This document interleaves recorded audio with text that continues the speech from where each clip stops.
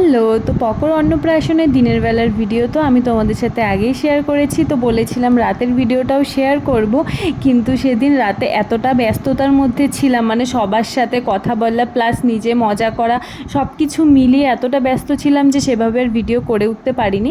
তো যতটুকু করেছি ভাবলাম অতটুকুই শেয়ার করি। তো দেখো, এটা পকর অন্নপ্রাশনের জন্য যে ডেকোরেশন করা হয়েছে, আর যে গাড়িটা দেখতে পাচ্ছ এই গাড়িটা করে কিন্তু পকর এন্ট্রি হয়েছে, সেটার ভিডিও তো আমি তোমাদের সাথে একটা শেয়ার করেইছি।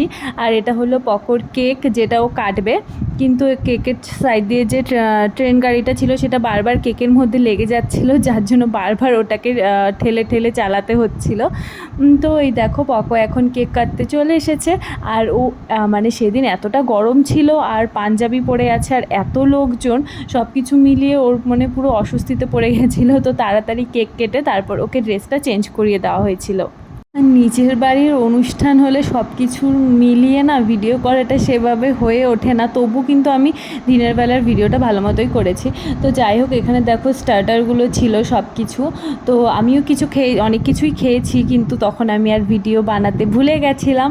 কিন্তু দেখো এখন যখন আমি ভিডিওটা বানাচ্ছি তখন প্রায় অনেক গেস্ট চলে গেছে, কিন্তু মকটেল কাউন্টারে এখনও ভিড় আছে, মানে এইখানটার মধ্যে সব সময় ভিড় লেগেই ছিল।